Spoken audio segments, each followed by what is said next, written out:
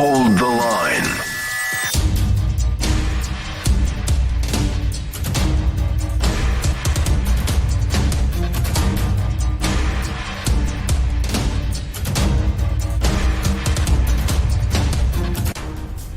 One last battle to hold the line against the night. The line must be drawn here. This far, no farther. Hold the line. No one gets through, no matter what.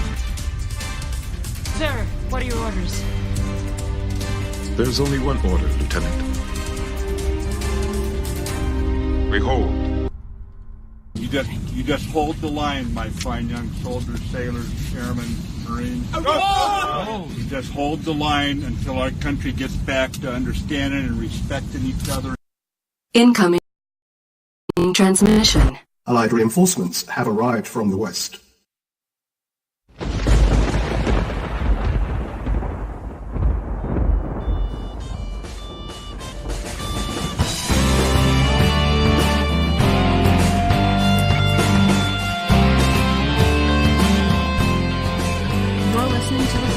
On MoJo5 Radio.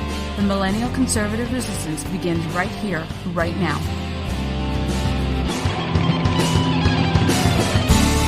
Oh, yes indeed, ladies and gentlemen, boys and girls, children of all ages, the millennial conservative resistance does indeed begin right here, right now with you. You are listening to and hopefully watching the HoloNet on the mighty MoJo50.com.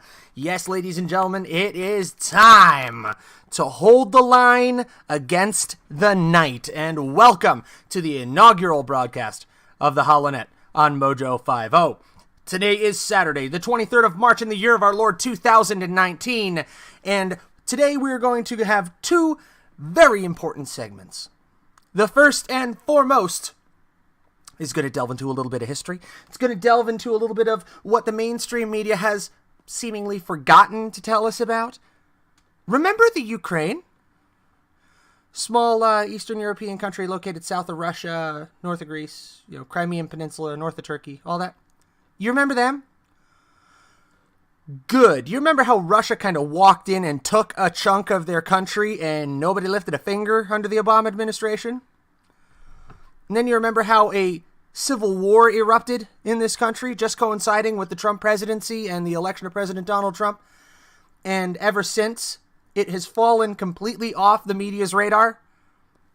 Well, folks, that war is still going on today. 5 years on. And earlier this week, the ceasefire was broken. A ceasefire that had only been in effect for approximately 5 minutes. So yes, one of our staunchest allies in Eastern Europe, who we promised in 1991, with the collapse of the Soviet Union, we promised them that we would defend them if they gave up their former Soviet nuclear weapons, and they agreed. Why? Because America kept our promises back then. Have we kept our promises to the Ukrainian people? I don't believe that we have. So we're going to go to that story. Going to go picture in picture. For those of you watching online, people who want to follow us online, make sure you check us out. You can follow us on Twitter at the HoloNet.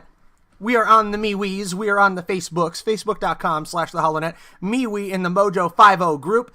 Be sure to chat with you there. And new feature for the HoloNet, you can also call in, leave us a message with what you think of the show at 480-442-6604. That's an Arizona local number because we are here on the outskirts of the Sonoran Desert in beautiful, temperate Arizona this time of year. So, going to go to the picture-in-picture mode here. First story we take us to is from the old Groniad. That's what people jokingly call the Guardian in the UK.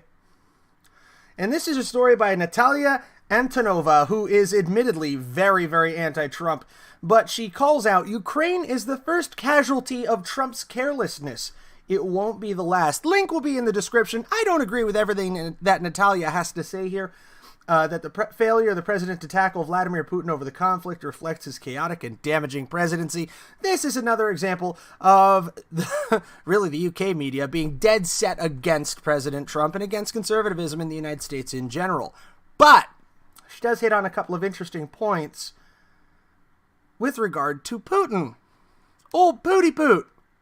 You remember the Helsinki conference where the left lambasted the president and said, my collusion, my collusion. Well, didn't the Mueller report come out like yesterday and nobody else is getting indicted? I don't know what to tell you. So maybe he just walked away from the table because it was a shite deal. Just saying. Anyhow, what this story does succeed in pointing out is that the U.S. has not taken any action in the Ukrainian civil war, in the crisis with Russia's intervention, their bold-faced intervention in an internal war of their neighbor. For 5 years. 5 years. Reminds me of the song Bourbon, Scotch, and Beer, George Thorogood and the Destroyers. Well, for 5 years, she was so nice. Lord, she was lovey-dovey.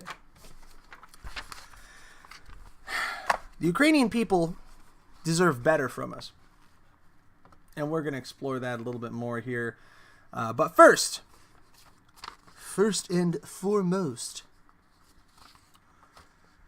want to tell you, let's tell you about something cool. It's only March, and liberals have done nothing this year but cause chaos.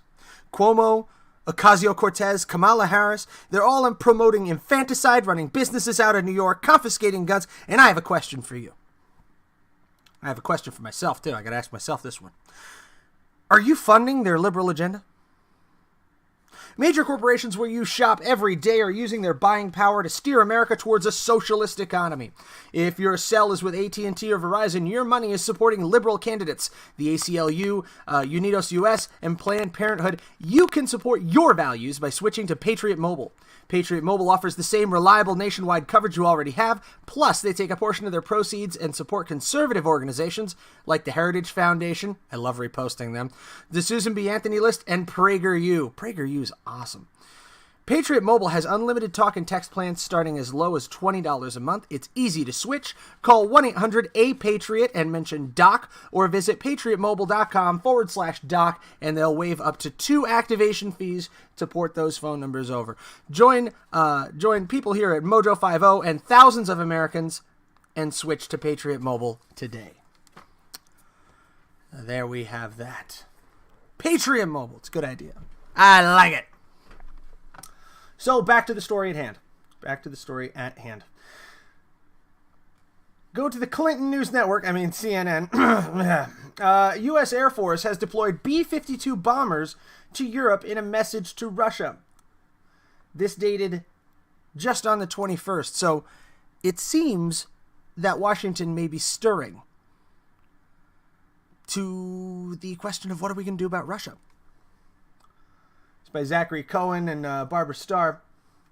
U.S. Air Force recently deployed 6 nuclear-capable B-52 bombers to Europe for theater integration and flying training exercises with regional allies and NATO partners, a move viewed as sending a strong message to Russia, which is celebrating the 5-year anniversary of its military annexation of Crimea. Bomber Task Force of B-52 Stratofortresses, which, just to remind you, are like 50 years old. Airmen and support equipment from the 2nd Bomb Wing, based out of Barksdale Air Force Base, Louisiana, arrived at RAF Fairford late last week and has been participating in various training missions across Europe, according to the service. On Monday, 4 B-52s conducted flights to several places in Europe, including the Norwegian Sea, the Baltic Sea, Estonia, and the Mediterranean Sea in Greece. So they're basically just skirting a line around Russian airspace. B-52s from Anderson Air Base in Guam and RAF Fairford also conducted simultaneous theater familiarization training in the Indo-Pacific and Europe. They flew north to an area east of the Kamchatka Peninsula near Russia. So basically, we buzzed Russia's airspace with nuclear-capable bombers. This is a little more of the familiar saber rattling that you hear every couple of months. You hear about, I think it's Tu-42 Tupolev bombers, or the Russian equivalent that can drop nukes. And they buzz Alaska, and we get pissed off, and we send a couple of F-22 Raptors up there to buzz them. And I presume it's something like you see in Top Gun, where the pilots just give each other the finger, and then they fly off. This is kind of order of the day saber rattling But I think there is a deeper historical look that we have to take at the Ukrainian situation. And I'm going to provide some links on this as well that I discovered the other day. I don't have them pulled up right now as overlays. But we have to go back 100 years. 100 years to the Russian Civil War to try to understand this AstroTurf movement in the eastern Ukraine a little bit better, because it came to my attention that the National Military Order of Russia, I believe it is, which is a white Russian emigre group. Now, we're not talking about white Russian as in Russians of a low melanin count. We're talking about white Russians as the Imperial Russian troops who fought against the Soviets in the early 20th century. Those white Russians, like the Lenin's Cossacks and the Dan Cossacks, bust out your 9th grade history book, blow the dust off that son of a gun. You're going to need to do some looking. This is what is going on in the Ukraine right now. White Russian emigres' descendants, by now 4th generation descendants, are seeing the upheaval in the Ukraine as an opportunity to birth a new nation of Novorossiysk. Now, this so far has been an unbelievable failure. There is nothing even remotely close to a successful state being formed in what the people there are calling the Donetsk People's Republic and the Luhansk People's Republic.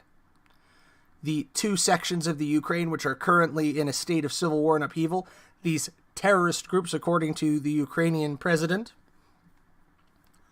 The Ukrainian president, by the way, who is giving President Trump some love over the past week. He's looking at an election at the end of the month, by the way, with, I believe, some 42 possible contenders. But the president of Ukraine, on this from Fox News, the president of Ukraine Friday strongly endorsed President Donald Trump's leadership and the way he handles Russian President Vladimir Putin. So this seems to tell a very different story to what we saw in The Guardian, the leftist point of view. That Ukraine is the first casualty of Trump's carelessness, and it won't be the last, according to Natalia Anatova. Well, it seems that Ukrainian President Petro Poroshenko tends to disagree.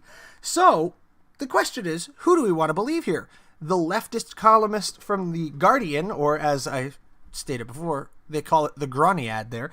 Groniad being a Welsh play on words because it means nonsense. Or the president of the Ukraine. President of Ukraine said, "I think that this administration does an excellent, a great job. This is not an assumption. I have a feeling that this U.S. administration clearly understands the possible danger of Putin."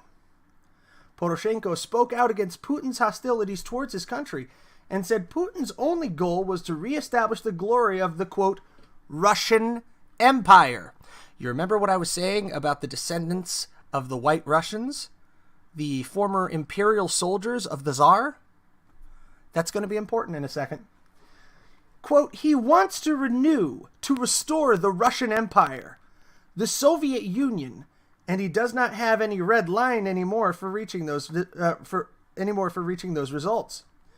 Wednesday marked 5 years since a popular uprising that resulted in a massacre at which nearly 100 protesters died and many were wounded. The protesters were supporting a trade agreement with the European Union that pro-Moscow former President Viktor Yanukovych refused to sign. Asked whether it's possible for President Trump to have a working relationship with Putin, he said, "I think it's possible to speak with Putin only with a position of strength," the Ukrainian leader told Hemmer, saying that sanctions and a strong global unity were necessary. "With this situation, I am confident that only strong U.S., the global leadership of the United States, and the leadership of President Trump can keep the whole world safe." So I think there are kernels of historical truth that are a little bit scary that are hidden in this story. And I think the biggest one is right here. He wants to restore the Russian Empire. You have to remember, Vladimir Putin is famously quoted as saying that the collapse of the Soviet Union was the greatest tragedy of the 20th century. The greatest tragedy of the 20th century. not the Holocaust, not the toppling of the Tsar, not Weimar Germany. You take your pick. I think the Holocaust is probably hands down, flat out, one of the greatest tragedies. Not the starvation in China, the Great Leap Forward. What was it, like 4 million Chinese died? Not Pol Pot, obviously. No, the collapse of the Soviet Union in 1991, in his eyes, is the greatest tragedy of the 20th century. Staggering. Now, Putin knows that he can't get the genie back in the bottle. He can't recreate the Soviet Union as it was in its glory days when he was an officer of the KGB. But he does know that by cozying up to the Orthodox Church, by embracing Russia's historic cultural goal of being the Third Rome, of being the defenders of the Christian faith, like the Tsar of old was, that he can capture what he wants in the end, and that's power. So now, with the deployment of bombers around the Russian periphery, and with the statement from President Trump that the Golan Heights should be acceded to Israel,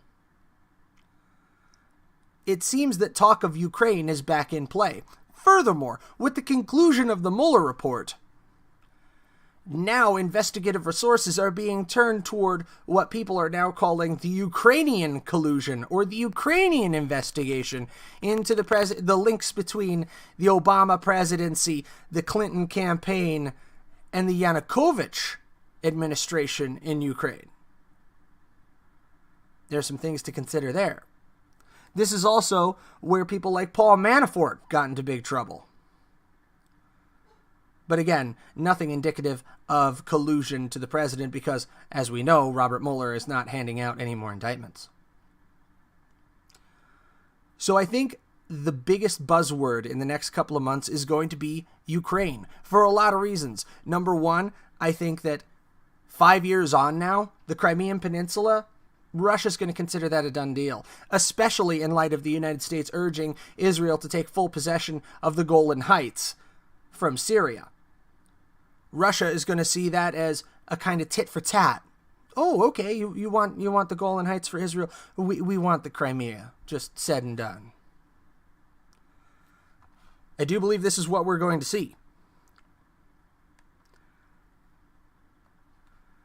I think it's pretty unavoidable at this point that our relations with Russia are going to come to a head.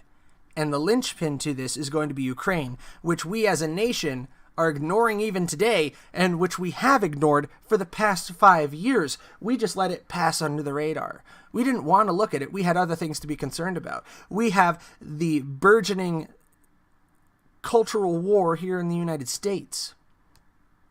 This civil Cold War between the left and the right that has consumed so much of our attention that Putin and his pro-Russian separatist sympathizers in the Ukraine have had a mostly free hand. And the Ukrainian people are paying the price. 13,000 dead since 2014. Where are American forces while this is taking place? We're talking about building missile defenses in Poland. We're flying our bombers in close proximity to the Russian border. All pressure tactics. We've been sending non-lethal aid to the Ukraine. Now President Trump has decided to investigate sending lethal aid.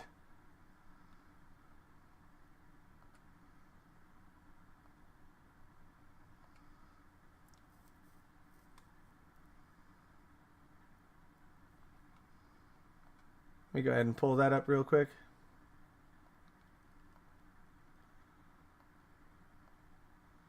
Here we go. Newsweek. The Trump administration weighs sending more lethal aid to Ukraine to combat Russia and level the playing field. This according to Christina Maza, back on the 6th of this month. The United States is considering whether to provide more lethal weaponry to the Ukraine so that the country can protect itself from Russian aggression, according to officials. During an Armed Services Committee hearing this week, U.S. Army General Curtis Scaparrotti, the commander of NATO forces in Europe, noted that the U.S. is considering the possibility of helping Ukraine's military bolster its sniper capabilities. But he said that the country's navy should also be studied. The conflict in eastern Ukraine remains hot, with numerous ceasefire violations reported weekly, Scaparrotti added to Congress. The comments came several months after Russia prevented 3 Ukrainian Navy ships from entering the Sea of Azov via the Kerch Strait, a body of water that international law dictates the two countries should share. Russia seized the 3 ships and detained the Ukrainian sailors, who remained in Russian custody even months later. Some experts argue that the U.S. and its NATO allies should work to bolster Ukraine's navy so it does not continue to be at a strategic disadvantage. An expert on Russia and NATO at the D.C.-based Atlantic Council, Mark Simakovsky, said, "I think the Kerch Strait incident showcased not only the continued threat to Ukraine, but the deficiencies of the Ukrainian Coast Guard and Navy in terms of their capabilities." So this is an ongoing issue. The U.S. can and should continue to provide defense assistance and actually accelerate defense assistance to Ukraine and broaden it beyond the focus on anti-armor and anti-air capabilities and counter-battery radar.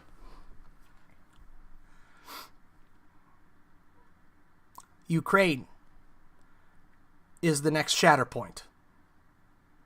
If you don't know what a Shatterpoint is, little Star Wars reference, it's one of those points, one of those pivots where the whole world can change. You know what can change your world?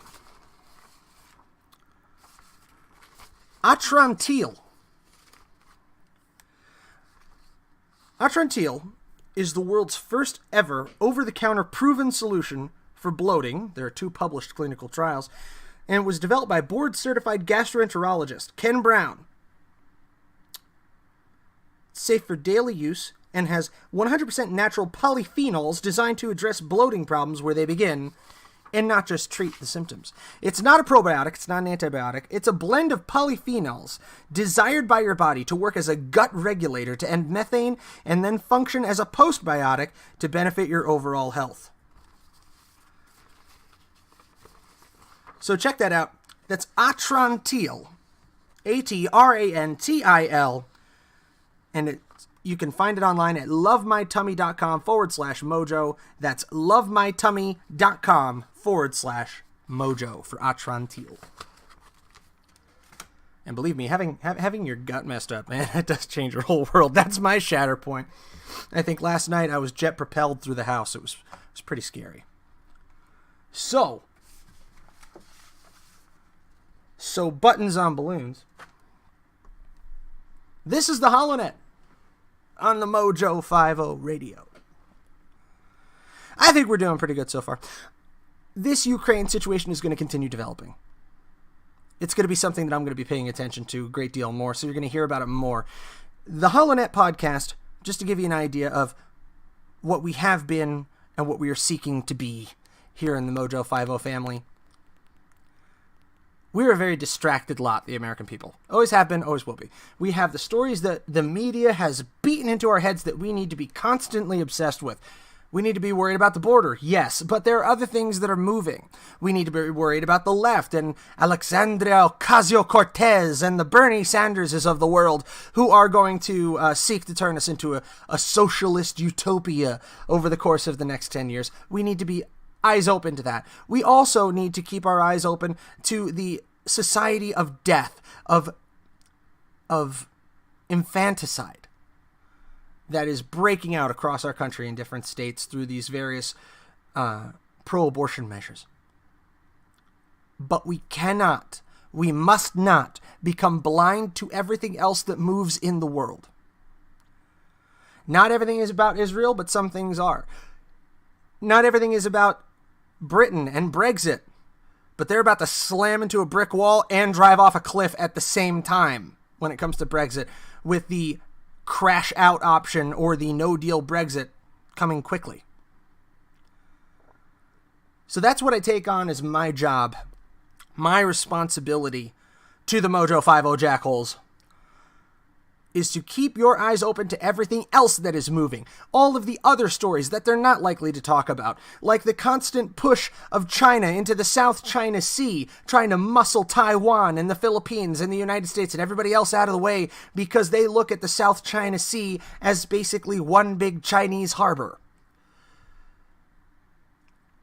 It's about Russia encroaching on one of our staunchest Eastern European allies who gave up their nuclear arsenal because we asked them to and said, we will protect you, and we have failed in that duty. It's about the EU, which is collapsing due to on-demand immigration from vast groups of, what do they call them again? Migrants. There's a lot going on in the world, and we must take heed. So that is what I'm going to work to do every week here on the HoloNet, on the MoJo5 radio. Keep you apprised of everything else that is moving, so that way, in the ideological battlefield of the internet, of the day-to-day conversations we have, you can stay informed, and you can hold the line against the night. Stand watch, and watch the sixes of your brothers and sisters beside you as we wage this cultural battle, as we fight in this cold civil war for the future of our nation. That's what the HoloNet has been required to become. When it began, I had a more altruistic view. I wanted to set up the HoloNet as a table where all sides could come together and have a voice. I would still love to see that someday. But it seems that the invitation to come to the table has become incredibly one-sided. When I look across the pond to the UK and I find out that Laura Caro, the Catholic activist and journalist who does not believe that gender is a flexible thing, is now going to be interviewed by her local police for possible prosecution because she misgendered somebody on Twitter. When I see Ben Shapiro almost getting refused by Grand Canyon University, GCU here in Arizona, they backed off at the last second, thank God. When I see Louder with Crowder's Steven Crowder and what he endures whenever he goes into a college campus down in Texas, it seems the left doesn't want to talk to us anymore. Well, here, folks, as I said,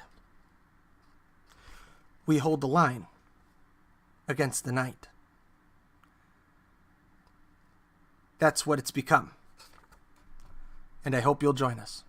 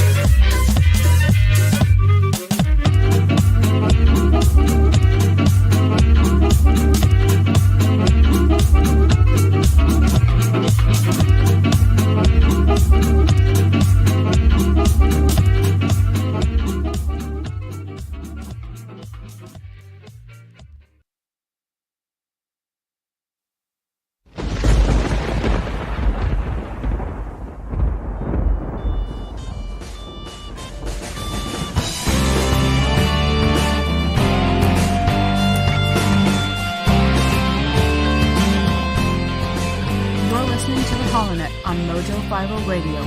The Millennial Conservative Resistance begins right here, right now.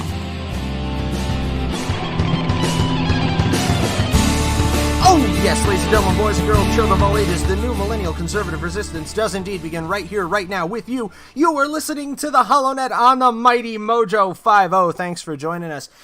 We are just swinging into the second half of the show, and we're going to jump topics a little bit because news just coming through now, according to the Daily Caller, SPLC's president, Richard Cohen, has resigned on Friday, the latest blow to the embattled left-wing nonprofit organization.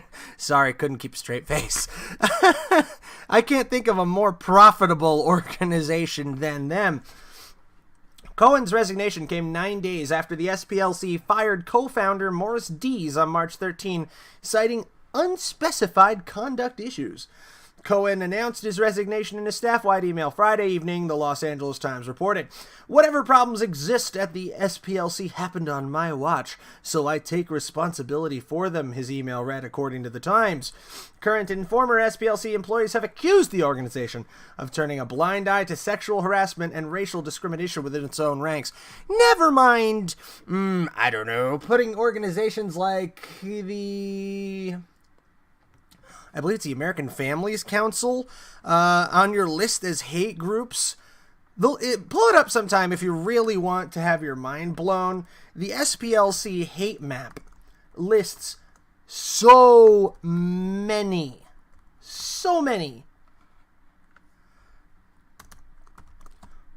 really excellent conservative groups as hate groups. It's the hate groups map. Let's see here. I'm gonna look at my very own Arizona. I'm gonna pull this up.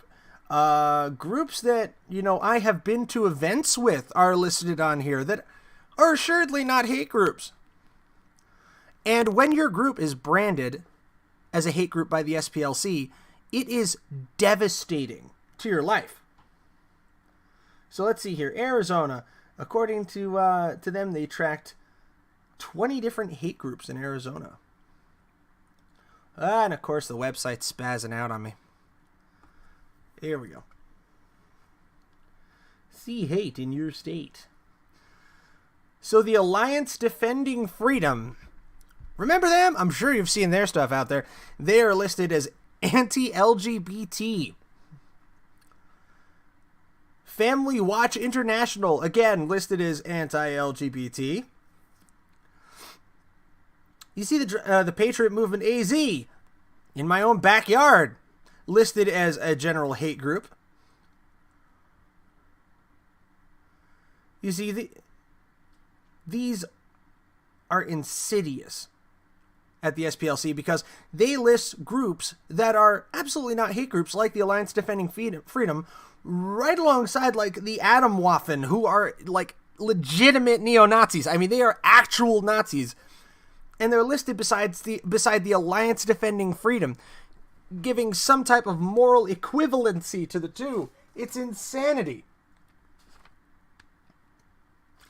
It's absolutely ridiculous that this has been allowed to continue this long. But, following some of the links in the story here, we go back to the resignation of Morris Dees and a particularly damning essay that came out in the New Yorker actually on Thursday, where a former staffer, Bob MoJo, described the SPLC as a highly profitable scam that never lived up to the values it espoused. MoJo, who's now a Rolling Stone reporter, accused the nonprofit of ripping off donors while turning a blind eye to sexual harassment and racial discrimination in its own ranks. Now, Morris Dees was fired after roughly 24 SPLC employees signed a letter to the organization's leadership expressing their alarm at allegations of mistreatment, sexual harassment, gender discrimination, and racism from that fellow right there. And the firing of Dees has flushed up all the uncomfortable questions again. Were we complicit by taking our paychecks and staying silent in ripping off donors on behalf of an organization that never lived up to the values it espoused? Did we enable racial discrimination and sexual harassment by failing to speak out, MoJo asked in his article. One of MoJo's former colleagues answered in the affirmative. Of course we did, she told MoJo. It's shameful. But when you're there, you kind of end up accepting things. I never even considered speaking out when things happen to me. It doesn't feel good to recognize that I was so into the work, so motivated by it, I kind of shrugged off what was going on. Now, I love the Daily Caller points this out like I did earlier. The SPLC, which is known to label pedestrian conservative organizations as hate groups, is a key resource for Amazon, Google, and other tech companies looking to police hate speech. Hate speech. Because hate speech is really speech that somebody else doesn't like. That's really it. So the collapse of the SPLC is something that is beautiful to behold. And with it, I hope we will see the downfall of all of the false hate speech allegations that they have drummed up on Facebook, on Twitter, on YouTube. And these companies will begin to realize that you have to find an objective measure when it comes to freedom of speech. And that objective measure, the non-subjective measure, is the law. Is the speech illegal? Does it move someone to violence? Does it meet the standards of law that the Supreme Court set out? Because if it does, you shouldn't be banning it. Speaking of free speech, you know, you can put pretty much anything you want on a cat cooler. You can. It's a cooler so rugged, number one, that it changes everything. It keeps ice cold for 7 days. It's made here in the USA. It's customizable. You can put your picture on the top of it, or if you can put a picture of somebody you don't like, and you can sit on their face while you're drinking a beer. 4 different colors: white, black, yellow, and camouflage. Anything else is just not going to be as good. It's not going to be as ruggedized. It's not going to keep ice cold for 7 days. www.catcoolers.com. Use one of the codes for MoJo5. I'm new. I haven't got my code yet, but we'll just give you code Steven for my buddies over at Defenders of American Exceptionalism. Use that code Steven. Good for a 10% discount on cat coolers. Like I said, made here in the U.S. And just a solid piece of engineering.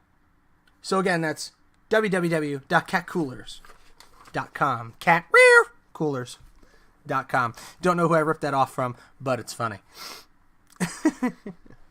So I'm having a blast here on the first episode of the new HoloNet on MoJo5.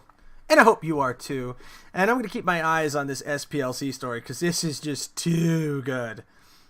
Here's I have the original link in the description from the essay, The Reckoning of Morris Dees and the Southern Poverty Law Center by Bob MoJo, March 21st, 2019.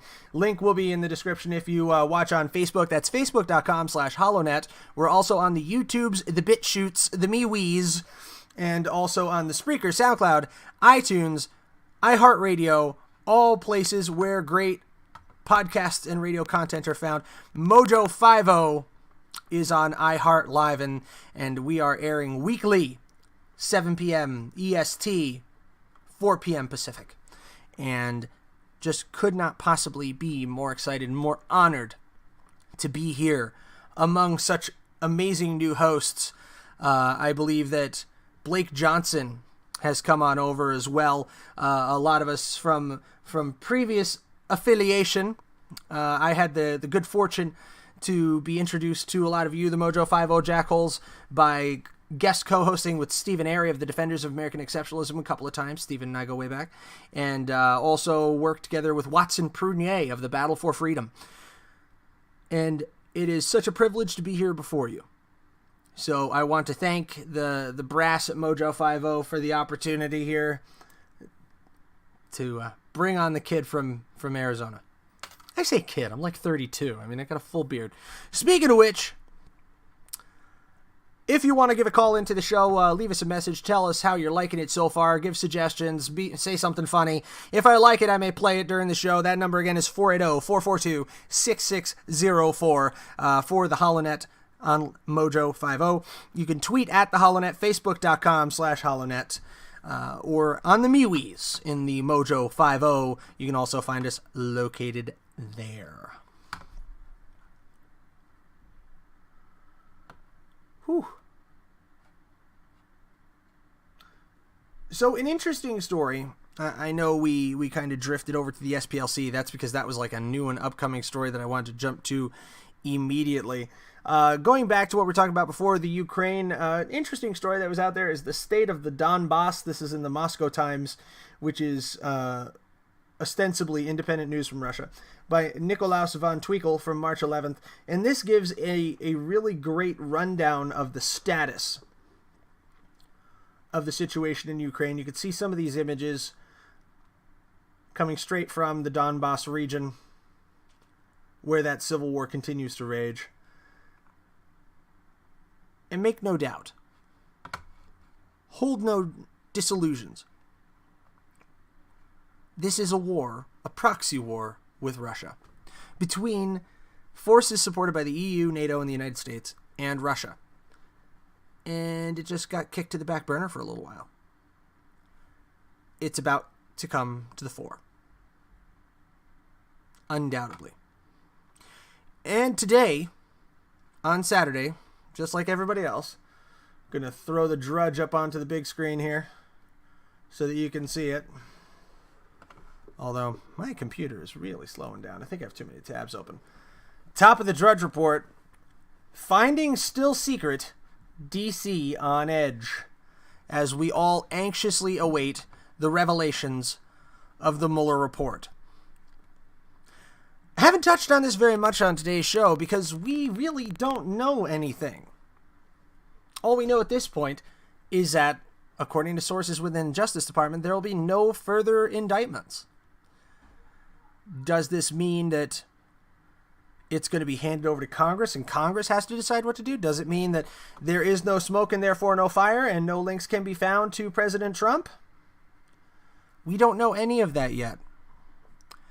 I will caution my friends on the right this. Too early to start celebrating. People on the right are already howling in victory. People on the left, like Rachel Maddow the other day, are already crying on air.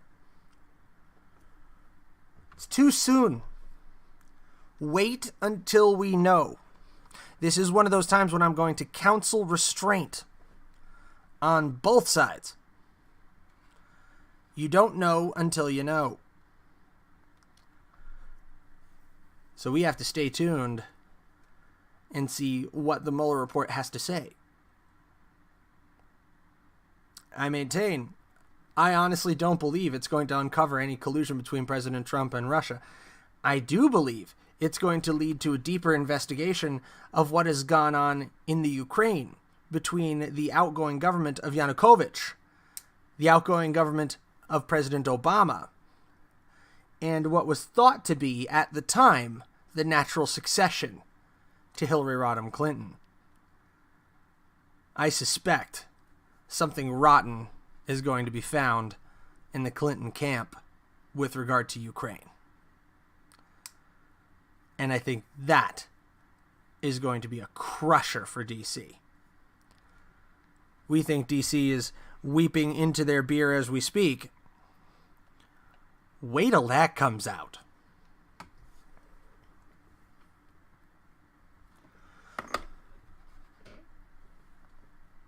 So further into Drudge, Disney this week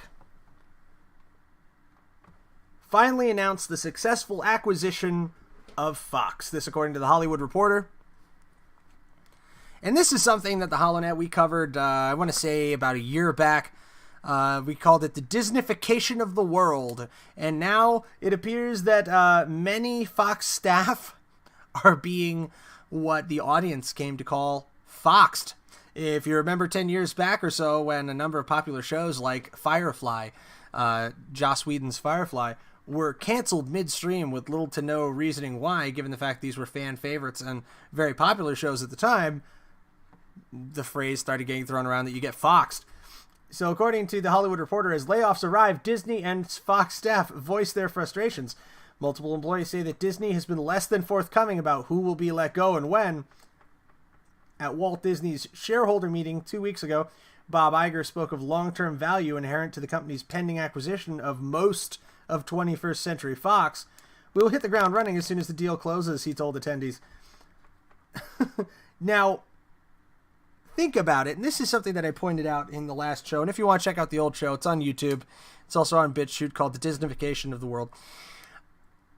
The vast majority of the profitable film properties of 2017, 2018 are now owned by Disney. Pretty much everything you put on your TV for your children is now going to be Disney. Fox Searchlight Pictures, 21st Century Fox, 20th Century Fox. All of these intellectual properties are concentrated in one place. And they even announced that there's going to be divestiture of Fox Sports in various markets. But even with that divestiture, which, by the way, gotta play it. Oh, I like money. Yeah. I like money, though. I like money. I like money. I like money. Can't believe you like money, too. Yeah, we all like money. Even with that divestiture, aren't we crossing the line into what you would call a monopoly? Now, I'm very laissez-faire business. I'm very pro-free market. But this is the opposite of the free market. This is the government picking winners and losers. This is the government saying, yeah, Disney can take over half the entertainment market. Sure, why not? They're trustworthy. Aren't they just? This is the same Disney that brought you the abomination of Star Wars that was The Last Jedi. This is the same Disney that brought you Captain Marvel. How could you screw that up? This is the same Disney that has been inserting itself into the socio-political fabric to force a leftist agenda over the course of the last 10 years. And we're going to trust more of Disney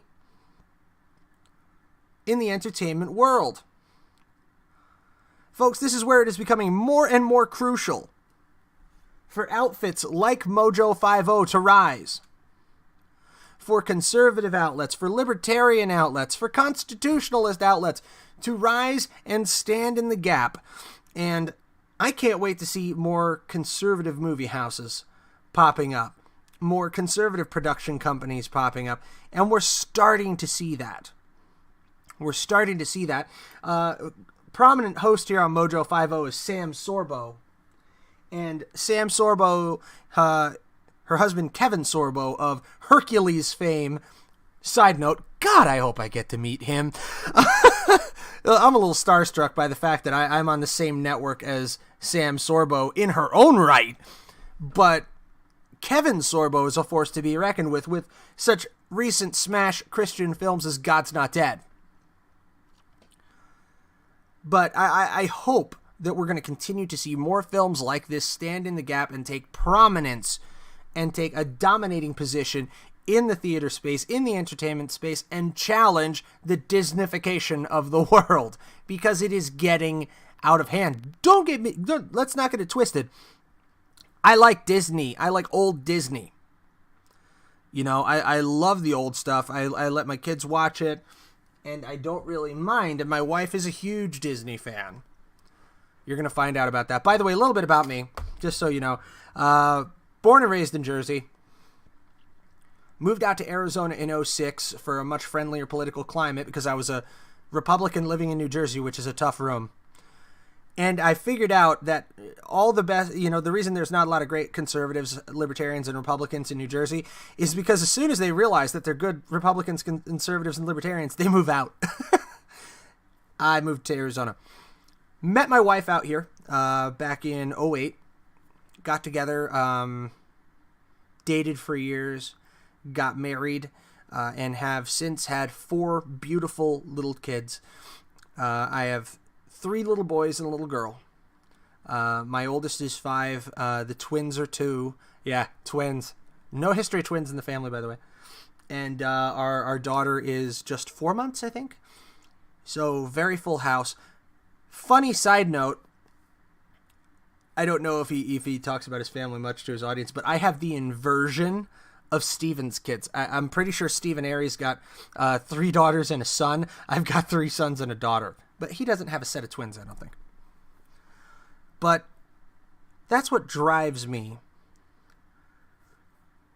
And what brought me to writing for what MoJo5 jackholes call the other place. I was a contributor there for about a year in 2016, and I was introduced to the audience at large covering the Trump election in 2016. I did a couple of live streams. I interviewed Dr. Kelly Ward, who was then running for Senate.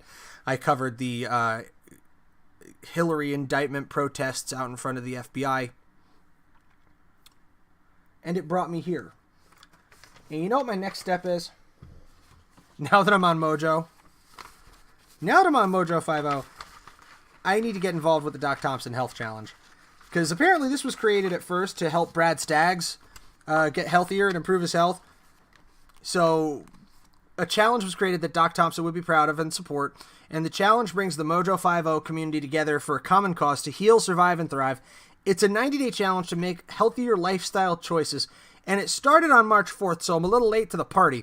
But it's hosted by Gwen Rich. She's a health advocate and a founder of The Rich Solution at www.therichsolution.com. And they cover 8 obstacles everyone needs to conquer for their optimal health. Diet, mental attitude, which is a bit of a problem for me, exercise, sleep, stress, another problem area, environmental toxins, community, and emotional health. So that's at www.therichsolution.com, the Doc Thompson Health Challenge. So make sure you check that out when you have a chance. So that's a little bit about me.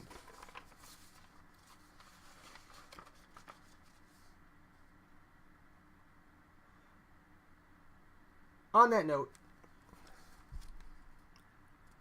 it's a pleasure for me to be here. I'm very grateful for the opportunity.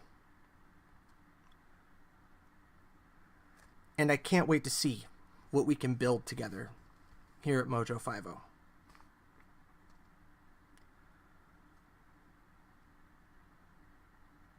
It's been a lot of work and a lot of moments of doubt to get here and get before you today. But I know that together, the MoJo5 family is going to do more than survive and thrive. We're going to succeed. We're going to stand. And we are going to hold the line against the night. And together, we will be victorious.